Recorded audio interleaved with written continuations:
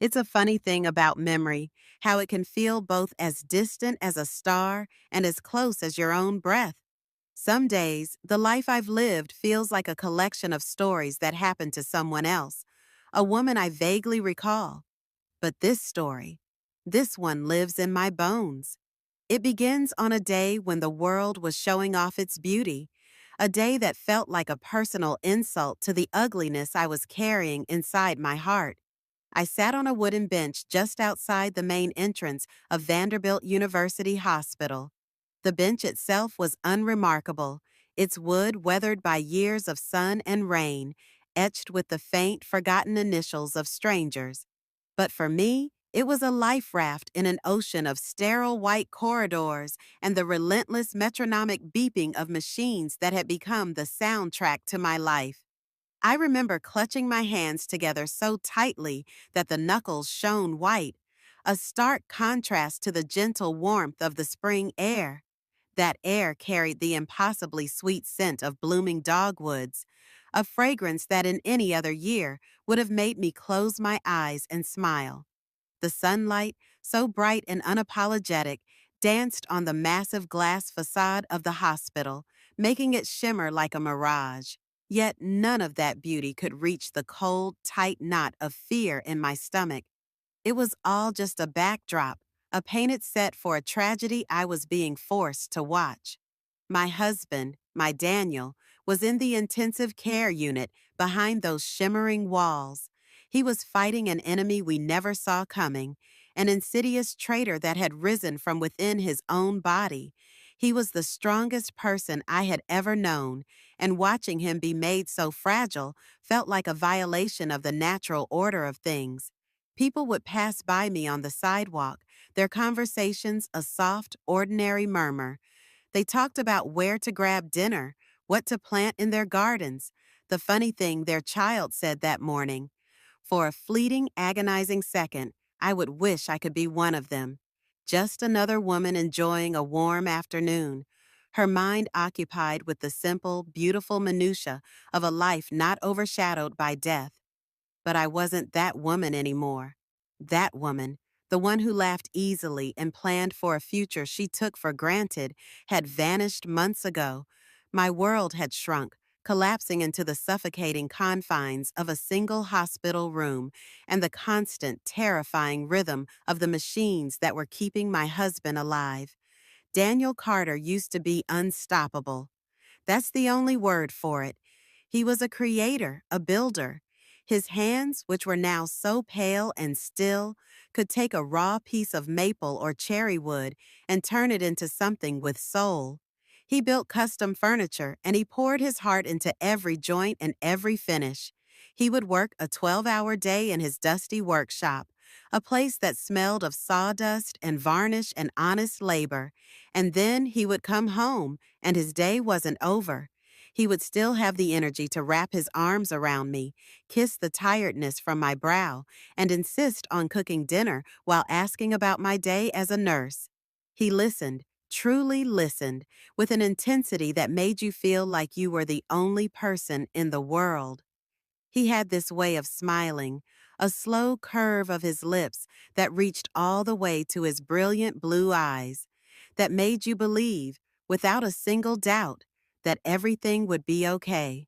Even when life felt heavy, even when my own work had shown me its share of sorrow, his smile was an anchor. He was my safe place, my steady ground. And now, watching him fade day by day, breath by breath, I felt like I was standing on quicksand, the solid earth I had built my life upon dissolving beneath my feet.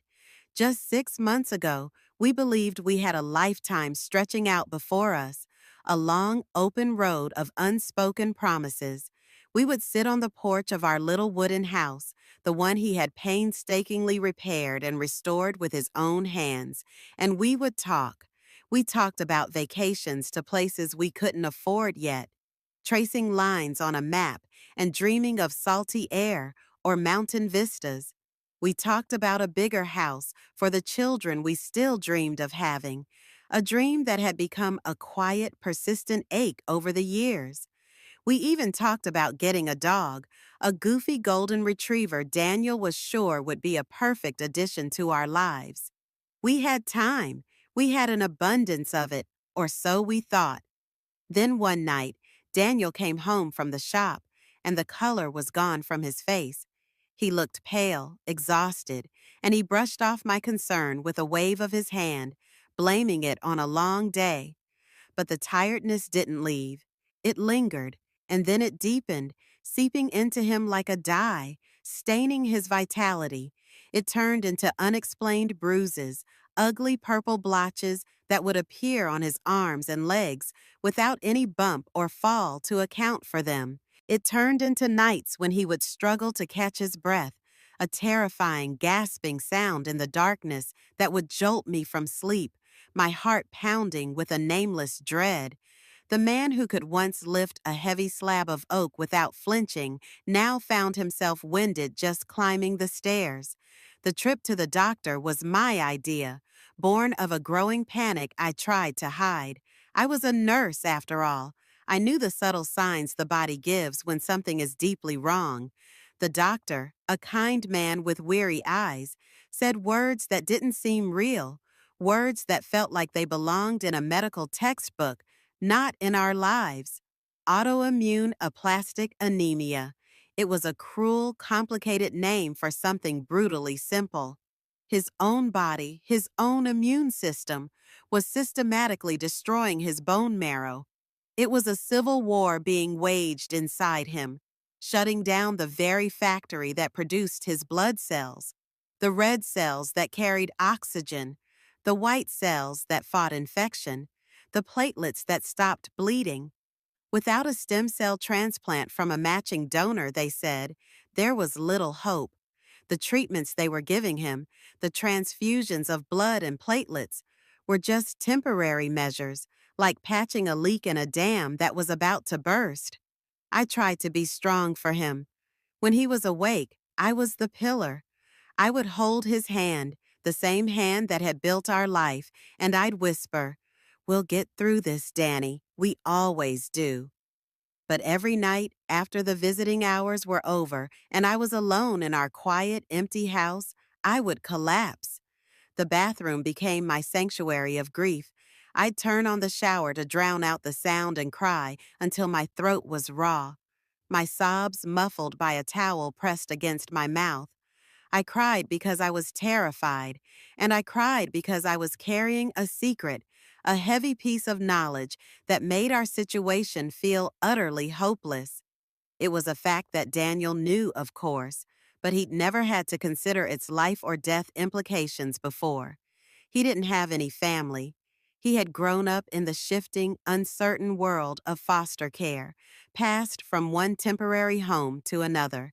He never knew his parents, never even knew if he had brothers or sisters out there somewhere, and without close relatives, the doctors had explained with gentle finality, the odds of finding a perfect donor match were almost impossible, like finding a single specific grain of sand on an entire coastline. We had joined the National Marrow Donor Registry, a lottery of hope against impossible odds. But the doctors were honest, their faces grim. The wait could take months, maybe years. And Daniel didn't have that kind of time. The disease was aggressive, relentless. His body was failing faster than any of us had anticipated. Earlier that day, just before I'd escaped to the bench outside, his doctor had pulled me aside in the hallway. His voice was low, his words chosen carefully, but they landed like body blows. "Viola," he'd said, avoiding my eyes for a moment, "we are running out of options. The transfusions are becoming less effective. His body is starting to reject them. If we don't find a compatible donor soon." He didn't finish the sentence. He didn't have to. I was a nurse. I knew what came next. The slow, inevitable decline. The conversation about palliative care. The end. I knew what he meant, and I could only nod, a wave of nausea rolling through me. So I sat there on that bench, tears finally streaming down my cheeks in the open air, feeling utterly, profoundly useless. My entire professional life was dedicated to the art and science of healing. I could calculate dosages, dress wounds, comfort the frightened, and hold the hands of the dying. But I couldn't heal the one person whose life was intertwined with my own. I couldn't fix my Daniel. I thought about the life we had built, the small, tangible pieces of our love, our little wooden house on the edge of Nashville, a fixer-upper he had transformed with patience and skill, the rocking chair he made for me on our first anniversary, its seat worn smooth from countless evenings we'd spent sitting side by side, watching fireflies dance in the Tennessee twilight, the framed note he wrote that still hangs by our kitchen door, his familiar cursive spelling out four simple words, "You are my always." The thought of losing him, of that chair sitting empty, of that note becoming a relic of a life that was over, was a physical pain. It was a sharp, tearing sensation in my chest that made it hard to draw a full breath. And still, deep down, in a dark and traitorous corner of my mind, a small voice whispered that I might have to prepare for it. I hated myself for even thinking it, for allowing that whisper of surrender.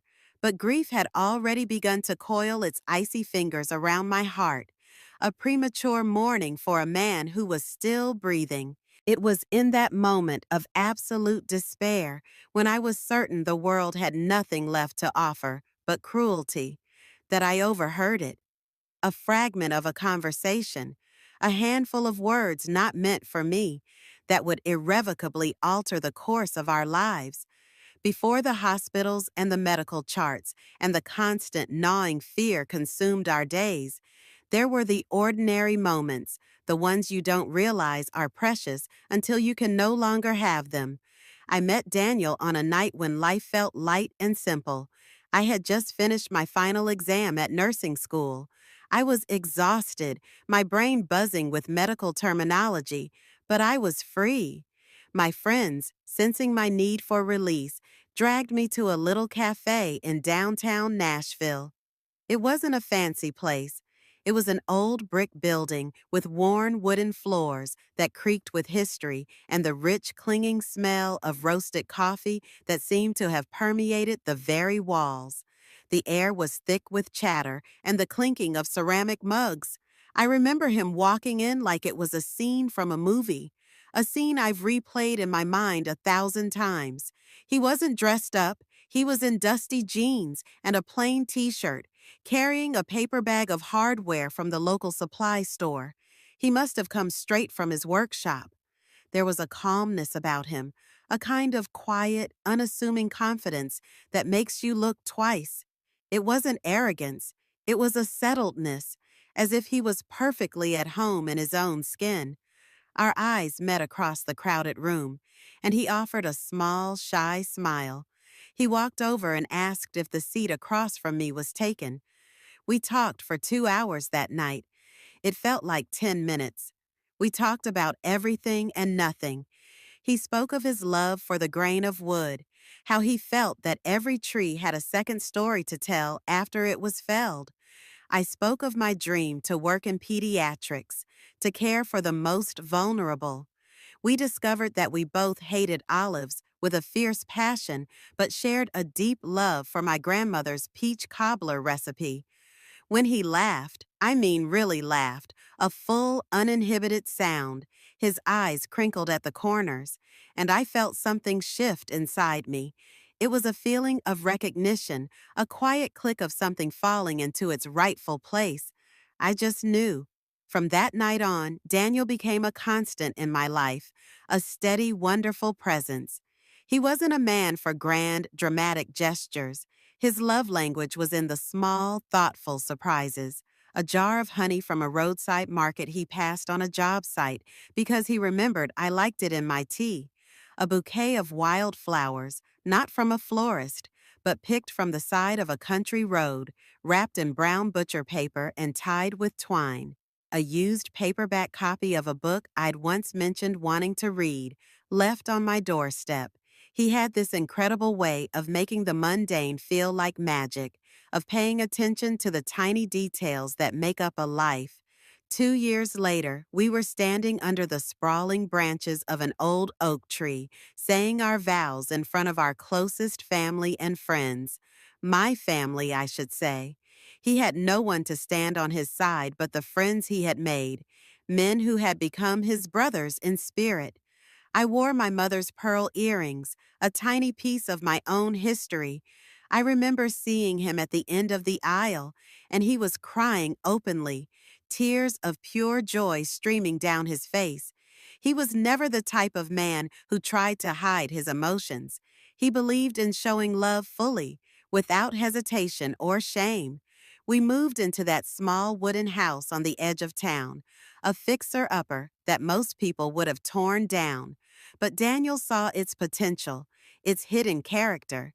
He insisted he could handle it himself, and he did. He spent weekends sanding floors until they shone, building shelves into empty walls, and turning a dark, cramped kitchen into a bright, open space where we would spend so much of our lives. That rocking chair on our porch was his first anniversary gift to me. He'd crafted it from a single piece of reclaimed walnut. That chair became a silent witness to our life together, to countless evenings spent rocking side by side, watching the fireflies dance in the thick, humid Tennessee twilight, talking about our days and dreaming about our future. Our life felt full, impossibly so, even if it wasn't perfect. The one thing missing, the one dream that remained stubbornly out of reach, was children. We started trying soon after the wedding, filled with the naive optimism of youth, expecting it to happen as easily as it seemed to for everyone else around us. But month after month, nothing. The quiet disappointment slowly grew into a persistent ache. We saw doctors. We were poked and prodded and subjected to a battery of tests. The diagnosis, when it came, felt like a personal failure. The doctors used gentle clinical terms, but the message was clear. My body wasn't cooperating. They said it was unlikely I would ever conceive a child naturally. We tried treatments, hormone shots that left me bruised and emotional, an endless parade of appointments that ruled our calendar. Eventually, we scraped together our savings and tried IVF. The first attempt failed. The second one did too. Each negative test, each phone call from the clinic starting with the dreaded words, "I'm sorry, Viola," felt like a piece of me breaking off. I felt as though my body had betrayed not just me, but him. I was failing in the most fundamental way a woman could fail the man she loved.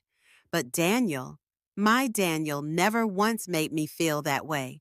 He never once blamed me. He would hold me on those nights when I cried until my head ached and I had no tears left, and he would just whisper, "Viola, this doesn't change anything. This doesn't change how much I love you." He was the one who suggested adoption, his eyes lighting up as he talked excitedly about how many children needed good homes, how we could still have the family we dreamed of. He saw a solution where I could only see a failure. I wanted to be happy with that idea. I truly, deeply did.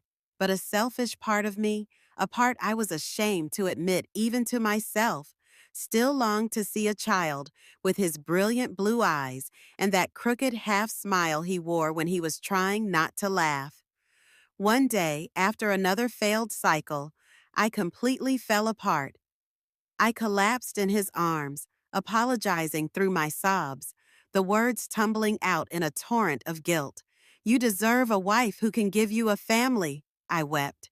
He gently tilted my chin up, forcing me to meet his gaze. His eyes were so clear, so full of unwavering love. "Viola," he said, his voice firm but gentle, "I didn't marry you for children. I married you for you. You are my family." That was Daniel, steadfast, kind, and impossibly selfless. He could have been angry or resentful or distant. He had every right to be disappointed. Instead, he chose love. He chose me every single time. Looking back now, sitting there on that hospital bench, I realized how those earlier struggles, those years of quiet heartbreak, had inadvertently prepared us. The nights we held each other through disappointment, the dreams we had to reshape together, they had forged a bond between us that was stronger than I knew. They became the blueprint for surviving the storm that was now raging around us. Because when Daniel fell ill, the world as we knew it collapsed. And yet, even lying there in that hospital bed, weak and pale and tethered to a dozen different machines, he still tried to be the strong one. He would make jokes about the terrible hospital food. He would tease me about the worried frown lines on my forehead. And he would tell me, his voice a thready whisper, that we would get through this, just like we'd gotten through everything else. But deep down, I knew this was different. This wasn't about a dream deferred. This was about life and death. And I wasn't ready to imagine a life without him. I wasn't ready to be an I instead of a we. It was on that bench, drowning in the memories of the love he had given me and the life he deserved, that the fragment of conversation drifted over. I was so lost in my own grief that it almost didn't register.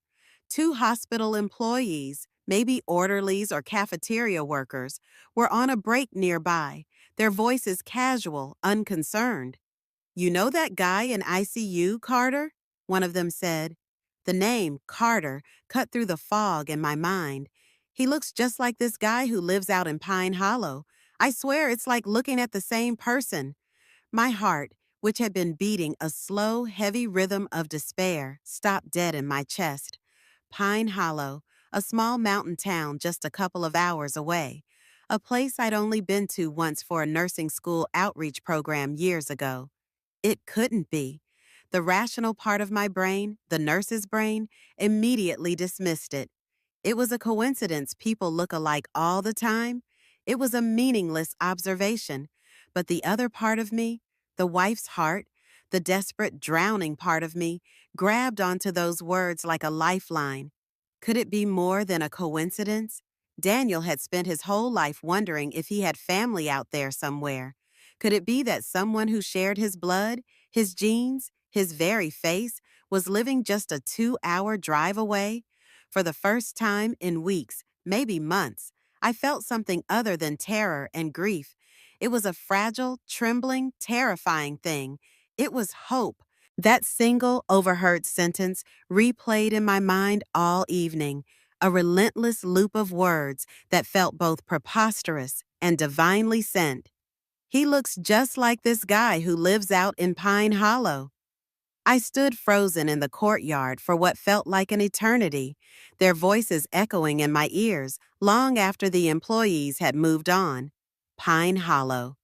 The name itself sounded like a place of refuge, of quiet and solitude. I remembered it from my nursing school rotation as the kind of place where life slowed to a more human pace, where people still waved at strangers passing by in their cars, where community wasn't just a concept, but a daily practice. It was a world away from the sterile, urgent chaos of the hospital. Could it be a random fluke? Of course. Logic dictated that it was the most likely explanation. Facial doppelgangers exist all over the world, but something deep inside me, a primal instinct I couldn't ignore, whispered otherwise. This felt different. It felt like a sign. Daniel had spent his entire life grappling with the empty spaces in his history. He had grown up in the bureaucratic anonymity of the foster care system, a file in a cabinet, a name on a list. He was abandoned at birth, with no information about his biological family, no medical history, no last name to call his own until one was assigned to him, no clue as to who he looked like or where his blue eyes came from. He had spent years wondering, mostly in silence, if there was someone out there who shared his blood. I remember one summer night, sitting together on the porch in our rocking chairs, the air thick with the sound of crickets. He admitted, in a voice so quiet I had to lean in to hear, "Sometimes I think about looking for them, my parents. But what if they didn't want me then? Why would they want me now?" His voice carried a quiet, ancient ache that I didn't know how to soothe. It was the ache of a child who had been rejected before he could even form a memory. So he buried the thought, or at least he tried to. He focused on building a new life, a new family with me. He chose to believe, and he taught me to believe, that family was what you built with love and commitment, not just what you were born into. But now, family wasn't an abstract idea or a philosophical debate.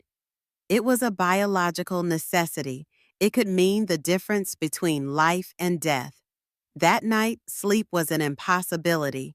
I sat at Daniel's bedside in the dimly lit ICU room, the rhythmic pulse of the machines, the only sound besides his shallow breathing. I held his hand, tracing the lines on his palm, the calluses from his work now soft and faded. His skin was cool to the touch, and his face, even in sleep, looked drawn and weary.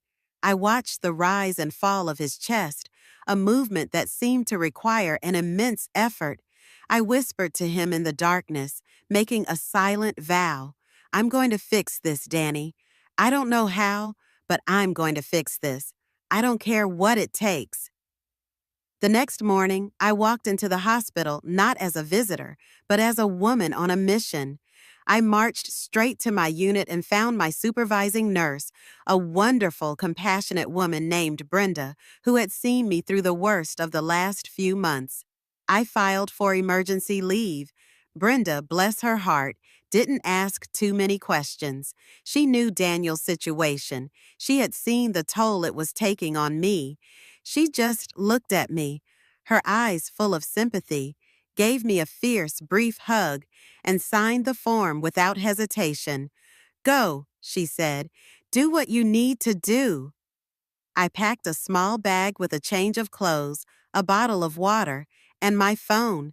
My heart was pounding with a wild mix of dread and fierce determination. I had no real plan. I didn't even know the man's name, only that he lived in a town called Pine Hollow and apparently looked like my husband. My only tool was a single clear picture of Daniel on my phone, a picture from before the illness, where he was smiling that smile that could light up a room. Before leaving Nashville, I went back to Daniel's room one last time. He was awake, and he managed a faint smile when he saw me. You look like you're about to take on the world, he teased, his voice weak but still warm, still full of the man I loved.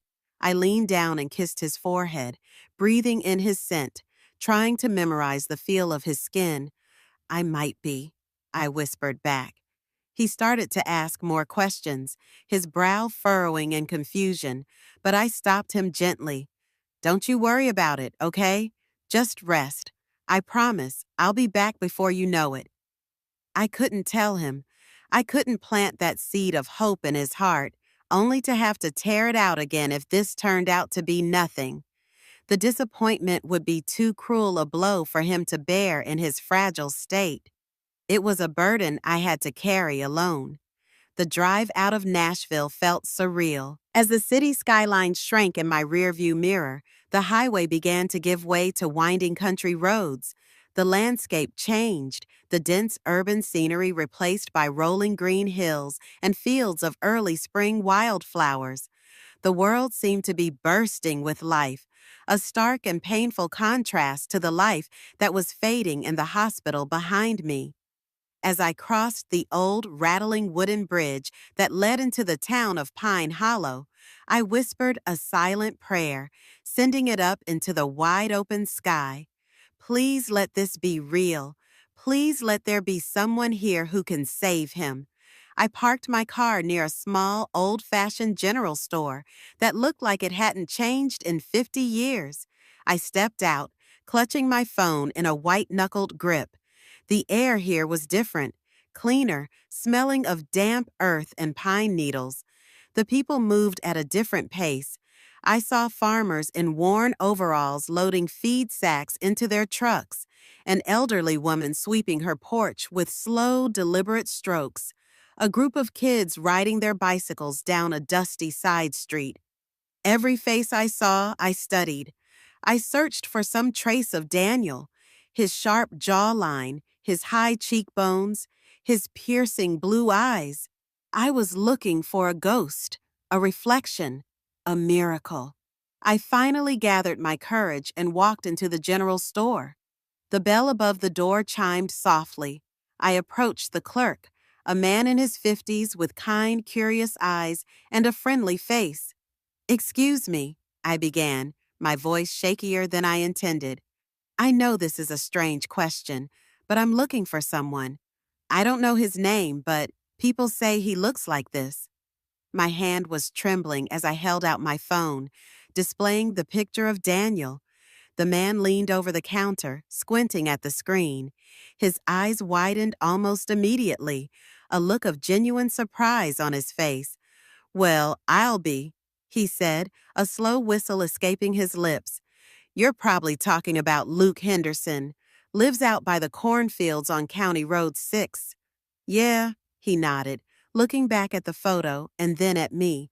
"He sure does look like that. Spitting image." My heart didn't just skip a beat. It felt like it stopped and then restarted with a powerful jolt. Luke Henderson. He had a name. He was real. Could you give me directions?" I asked, my voice barely a whisper. He did, drawing a crude but clear map on a paper bag, explaining the turns with the easy familiarity of a lifelong resident. I thanked him, my mind reeling, and headed back to my car. My hands were trembling so badly on the steering wheel that I had to take a few deep breaths before I could put the key in the ignition. I was driving toward a man I had never met, a complete stranger. But as I drove toward the cornfields on County Road 6, I had a profound and overwhelming feeling that I was about to find the answer to every desperate prayer I'd whispered in the dark for the past 6 months. I didn't know if this Luke Henderson was actually related to Daniel, if he was a brother or a cousin or nothing at all. But I knew one thing for sure. I was about to find out. The road to County Road 6 was little more than a stretch of cracked pavement that wound its way through tall, solemn pine trees and vast open fields. The sky, which had been a brilliant blue when I left Nashville, had turned a moody gray, and a soft, persistent drizzle began to fall.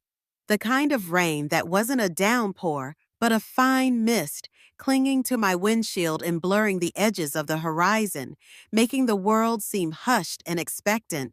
I slowed my car as I spotted a dented, slightly rusted mailbox with faded white letters painted on its side, Henderson.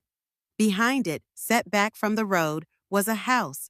It was an old, weathered farmhouse, its white paint peeling in places to reveal the gray wood beneath.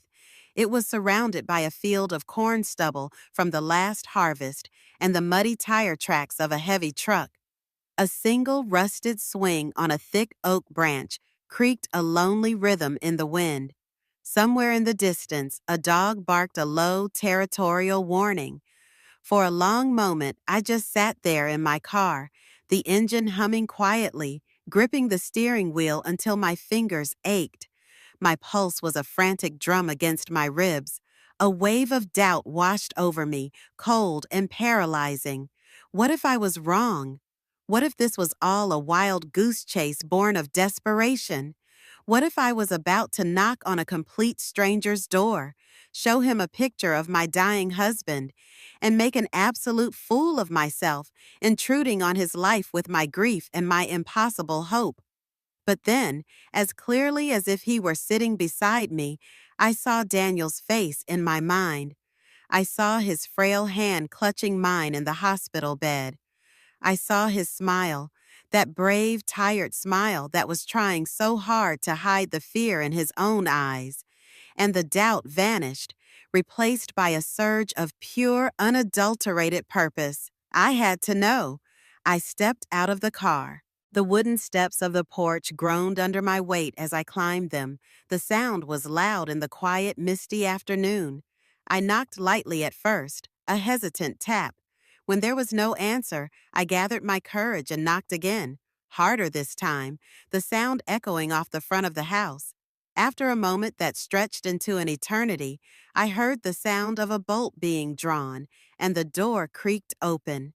A man stood there. He was taller than I expected, with broad shoulders that were slightly stooped, as if he carried a heavy weight. His dark blonde hair fell loosely over his forehead, and his face was weathered by the sun and work.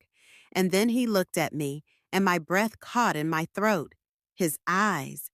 They were the same piercing, brilliant blue as Daniel's, the exact same shade, the same shape, the same startling intensity. It was like looking at a piece of my husband, a piece I thought was lost forever, standing right in front of me. He blinked, his expression a mixture of confusion and caution. "Can I help you?" His voice was deep, with a rough edge to it, the voice of someone who didn't often have to entertain strangers at his door. My hands were trembling so much I could barely hold my phone steady. I held it out to him, my thumb pressing the screen to life, showing him the picture of Daniel. This, this is my husband," I stammered, the words feeling inadequate. "His name is Daniel Carter. People said, you look like him." The man, Luke Henderson, frowned, his gaze fixed on the screen. He stared at the photograph for what felt like a lifetime, his face unreadable. Then his expression began to shift, a slow, seismic change. I saw confusion, then a flicker of disbelief, and then something else, something deeper and almost painful. He reached up and rubbed the back of his neck, a gesture of bewilderment. "Well, I'll be damned," he murmured, his voice thick with an emotion I couldn't name. He looked up from the phone and met my eyes again, his gaze softening. "Who are you?" "I'm Viola," I said, my voice barely audible. "I'm his wife." He stepped aside, holding the door open. "You better come in." The inside of the house was humble and lived in. Worn wooden floors, mismatched but comfortable-looking furniture, the faint mingled smell of coffee, motor oil, and damp earth. It was a man's house, simple and functional. He gestured towards an old armchair. "Sit." I sat, clutching my bag in my lap like a shield. "You're saying he's your husband," he said, more a statement than a question, as he sat opposite me, leaning forward with his elbows on his knees. I nodded, unable to speak for a moment. I finally found my voice. "He's in the hospital. He's very sick. He needs a bone marrow transplant. The doctor said he has no family. But then I heard about you, and I just—" My voice broke, and the tears I had been holding back so fiercely finally spilled over. I had to come. I had to see. Luke Henderson just looked at me, then back at the photo on my phone, which I still held out like an offering. He shook his head slowly, a look of dawning, heartbreaking comprehension on his face.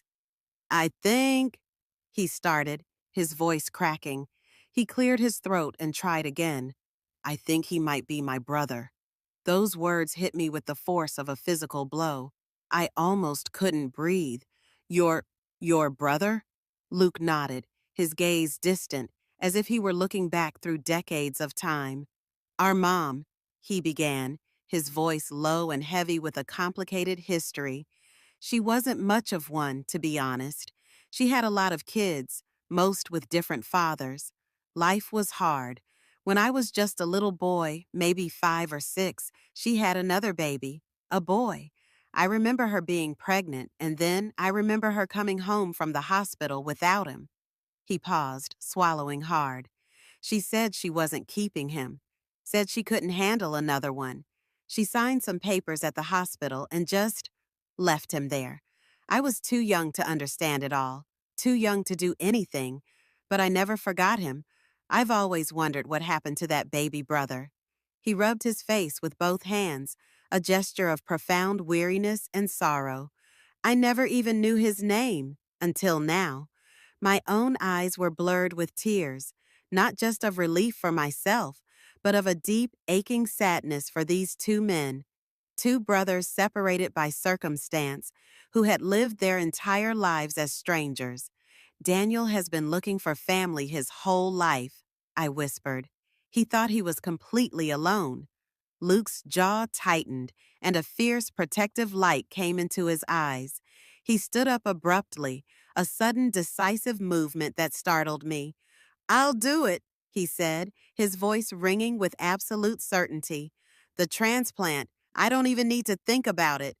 I stared at him, stunned. You, you would do that?" "He's my brother," he said, as if it were the simplest, most obvious fact in the world. "If there's a chance I can help him live, of course I will." He walked into the small kitchen and returned a moment later, jangling a set of truck keys in his hand. He looked at me, his blue eyes, Daniel's eyes, clear and resolved. "When do we go?"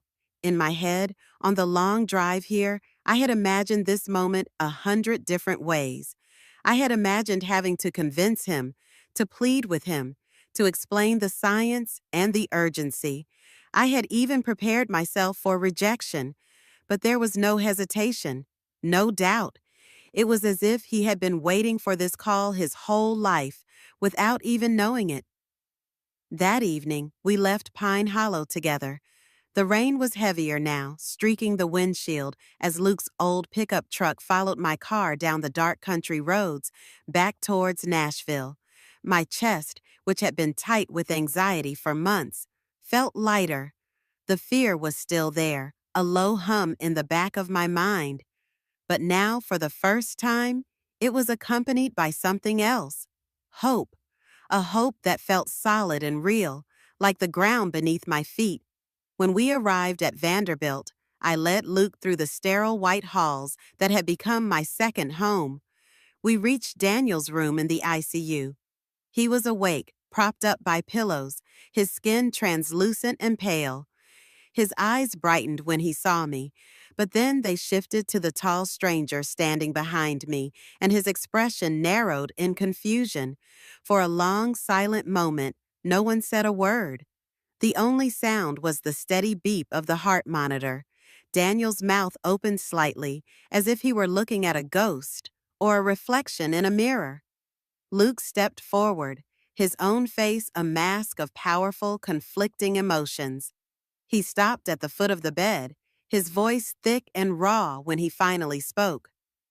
"I think," he said, his voice breaking on the words, "I'm your brother." Daniel just blinked, and then tears welled in his eyes, spilling over and running down his temples into his hair. "My brother," he whispered, the words full of a lifetime of longing. I stood there, a silent witness to a miracle, watching two men, strangers just a day ago, brothers by blood, lock eyes as if they were recognizing a piece of their own soul. Daniel reached out a shaking, weak hand, and Luke took it, his strong, calloused hand enveloping Daniel's completely. "We'll talk later," Luke said softly, his voice gentle but firm. "But right now, I'm here to save your life." The days that followed were a blur of nervous energy and frantic activity. The hospital machinery, which had seemed so sinister before, now felt like an engine of hope. The doctors, recognizing the urgency, expedited everything. Luke was subjected to a battery of tests, his blood drawn and analyzed with a speed that was usually reserved for the most critical cases.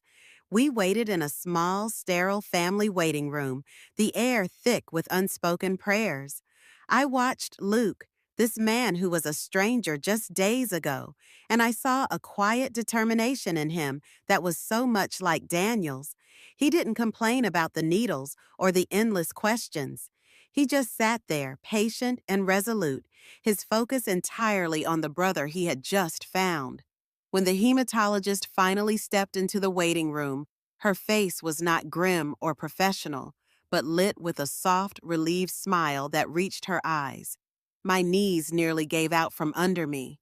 "He's a strong match," she said, her voice full of a warmth that was more than just clinical good news.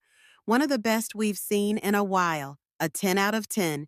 It's as perfect as you can get." I turned to Luke, my own eyes brimming with tears. unable to form words. I just pointed from him to me, to the direction of Daniel's room, and nodded, a choked sob escaping me. "Did you hear that?" I finally managed to whisper. "You're a match. You can save him." Luke's expression wavered for a moment between shock and a deep, profound sense of purpose. "Then let's do it," he said, his voice steady. "When do we start?" That night, before the procedures were to begin, Daniel and Luke finally had time to truly be with each other. I gave them their privacy, staying just outside the doorway, but I could hear the low murmur of their voices. At first, their words were hesitant, cautious, the talk of two strangers trying to bridge a lifetime of silence. But as the minutes passed, their voices grew warmer, more familiar. I heard the sound of a quiet chuckle from Luke and then a soft, weak laugh from Daniel. When I finally stepped back into the room, there was a new atmosphere, a sense of peace that had been absent for so long. Daniel's voice broke as he looked at Luke. "I used to dream about having a brother," he confessed, his words thick with emotion. "I thought it was stupid, like a kid dreaming about a house he'll never live in. But here you are. You're real." Luke reached out and gripped Daniel's hand, his own voice heavy. "Guess life had other plans, huh? I'm sorry I wasn't there, Danny. I didn't even know."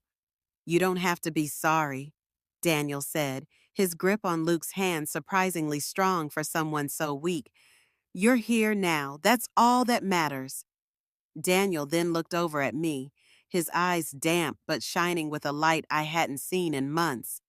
"I have a brother, Viola," he whispered, as if saying it aloud made it finally, completely true. "I'm not alone." I leaned down and kissed his forehead, my own tears falling onto his cheek. "You never were," I whispered back. The transplant procedure itself was an exercise in faith. Luke was calm, even joking with the nurses as they prepped him for the donation. "Never thought I'd be giving my bone marrow to a guy I met yesterday," he teased. But then his eyes found Daniel's in the adjoining room, and he added softly, "But I'm glad it's him." The hours crawled by while Daniel received the life-saving stem cells, a quiet, undramatic infusion that held the power of a second chance. I sat by his bed the entire time, holding his hand, feeling the warmth slowly, almost imperceptibly, return to his skin. For the first time in what felt like an eternity, his face had a hint of color. When Luke was brought in later, looking tired but content, Daniel reached out weakly and clasped his brother's arm. "You just gave me a second chance," he whispered, his voice filled with a gratitude that was too immense for words. Luke just smiled, a tired but genuine smile that mirrored Daniel's. "Guess we're even now," he said. "You gave me family." I couldn't stop the tears this time. They were tears of relief, of joy, of overwhelming gratitude. For months, I had carried so much fear and so much loneliness, but now, sitting there between these two men who had found each other against all odds, I felt a profound sense of peace. Outside the hospital window, Nashville's skyline shimmered under the late evening lights, and I thought about how quickly life could shift from utter despair to boundless hope, from devastating loss to incredible gain. For the first time in so long, I allowed myself to take a deep, full breath and truly believe that Daniel was going to live. The days and weeks following the transplant were like stepping into a new world, one where the future was no longer a threat but a promise. Daniel's body accepted the transplant beautifully. Each morning brought a tiny, miraculous improvement, a bit more color in his cheeks, a steadier tone to his voice, a stronger grip when he held my hand. Luke stayed nearby, sleeping on an old pull-out chair in the waiting area, never once complaining. He was a permanent fixture, a quiet, steady presence. One evening, I found him just staring at Daniel through the glass of the door, a look of quiet awe on his face. "He's really my brother," he said softly, as if he were still trying to convince himself of the miracle. The day Daniel took his first steps outside the hospital was a crisp, perfect autumn afternoon. I walked beside him as he shuffled carefully along the garden path, the sunlight flickering through the brilliant red and gold leaves of the maple trees. "I forgot how good fresh air feels," he whispered, squeezing my hand. A week later, he was discharged. We returned to our little wooden house on the edge of Nashville, and this time, Luke followed us home in his old pickup truck. He wasn't a visitor anymore. He was family. The house felt different, fuller, as if a missing piece had finally been put into place. In the weeks and months that followed, Luke became a regular, wonderful presence in our lives. He and Daniel would sit on the porch in the evenings, in the two rocking chairs, sharing stories. Daniel would talk about his fragmented memories of foster homes, and Luke would fill in the gaps, telling him about their mother, their early years, and the other siblings Daniel had never known he had. One evening, Luke handed Daniel a small, worn pocket knife with their father's initials carved into the wooden handle. "It's all I have left of him," Luke said quietly. "I want you to have it." Daniel held it in his hands, tears slipping silently down his cheeks. The community of Pine Hollow, hearing the story, sent cards and prayers. People I had never met wrote notes that said things like, "Family is everything. Hold each other close." It was a powerful reminder of the goodness that exists in the world. Months passed. Daniel grew stronger. His hair began to grow back, thick and dark. His laugh, his real deep laugh, returned. He started building furniture again in his workshop, slower than before, but with that same creative spark. One evening, I found a brand new rocking chair on the porch next to mine. It was a perfect match, crafted with a careful, loving precision. "For Luke," Daniel said simply. Our story had begun in despair, in a place of profound loss. But it didn't end there. It ended with family, with second chances, with a brother found and a life renewed. And as I sit here now, all these years later, in the rocking chair Daniel made for me, I understand something powerful. Sometimes life breaks you down. But sometimes, if you're very, very lucky, it puts you back together in a way that is stronger and more beautiful than you ever were before. Sometimes, life gives you exactly what you need, just when you're about to lose all hope. You just have to be willing to listen for the whisper.